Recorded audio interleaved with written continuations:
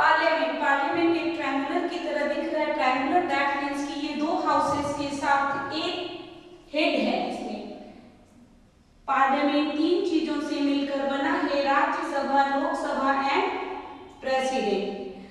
अब पहला क्वेश्चन हम लोग ये देखते हैं कि जब भी राज्यसभा, लोकसभा, प्रेसिडेंट के तीनों मिलते हैं तभी जाके कोई बिल पास होता है। दैट मींस सिंगल पावर ना तो राज्यसभा के पास है, ना लोकसभा के पास है और ना ही प्रेसिडेंट के पास। इन तीनों के ट्रायंगुलर होने का मतलब है कि ये एक दूसरे से अटैच है। जैसे अगर कोई बिल राज्यसभा में आता है, देन राज्यसभा से पास होने के बाद वो लोकसभा जाता है।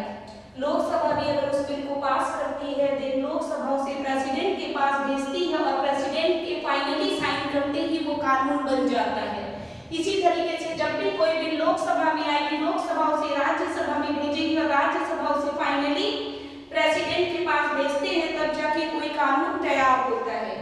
राज्यसभा में टोटल मेंबर होते हैं 250 एंड लोकसभा में 545। अगर क्वेश्चन ये आता है कि लोकसभा में कितने मेंबर हैं, देन आपका आंसर होगा 545। अगर आपसे क्वेश्चन टर्न करके ये पूछता है कि लोकसभा में मैक्सिमम कितने मेंबर हो सकते हैं, दैट मींस आपका आंसर तुरंत चेंज होगा और आपका आंसर आ जाएगा 552। दैट मींस कि मेंबर है 545 बट मैक्सिमम हो सकते हैं 552। ये इसलिए है क्योंकि अभी तक का हमारा जितना भी इलेक्शन चल रहा है वो 1971 के सेंसस पर चल रहा है, इसलिए सीटों की संख्या 545 भी होगी। अब 250 में से very simply 238 member every state के रिप्रेजेंटेटिव के रूप में हमारे पास आते हैं एंड 12 मेंबर नॉमिनेट होते हैं। जब भी नॉमिनेट की बात आएगी, then nominated by president and president किसे नॉमिनेट करेंगे, तो प्रेसिडेंट नॉमिनेट करेंगे उन बंदों को जो अपने फील्ड के एक्सपर्ट हों, साइंस, आर्ट, कॉमर्स, किसी भी चीज के हों, तो वो करेंगे नॉमिनेट। अब आपका क्वेश्चन होगा कि प्रेसिडेंट राज्यसभा में कितने मेंबर को नॉमिनेट करते हैं, दैट मींस 12 मेंबर। इसी तरीके से 545 मेंबर से 530 मेंबर्स आते हैं स्टेट से।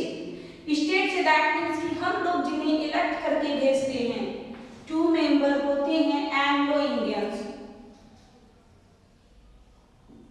एंड 13 मेंबर कहां से आते हैं, देन यूटी से आते हैं। इस 13 मेंबर में से अकेले 7 सीट्स दिल्ली के पास है एंड 6 सीट्स 1 यूटी के पास है।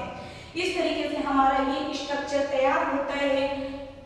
Ex officio chairman of Rajya Sabha is vice president. Ex officio that means terms इसलिए यूज होता है क्योंकि इसे हम लोग अगर अपनी समझने के क्रम में कहेंगे तो बाय डिफॉल्ट दैट मींस जो भारत के वाइस प्रेसिडेंट बने वही राज्यसभा के आपके एक्स ऑफिशियो चेयरमैन बन जाते हैं।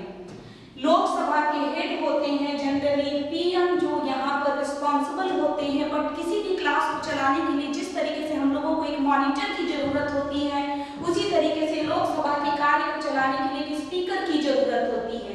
ये स्पीकर जनरली अपने ही मेंबर में से चुने जाते हैं और अपने ही मेंबर मिलकर इसे रिमूव करते हैं। अब कंडीशन ये बनता है कि राज्यसभा को कहते हैं परमानेंट हाउस, क्योंकि राज्यसभा का टाइम पीरियड 6 ईयर है, लेकिन इसके 1/3 member every second year expire होते हैं या फिर रिटायर्ड होते हैं। तो ये कंडीशन हुआ कि 6 ईयर के बाद जो है 1/3 मेंबर रिटायर हो गए, जबकि 5 साल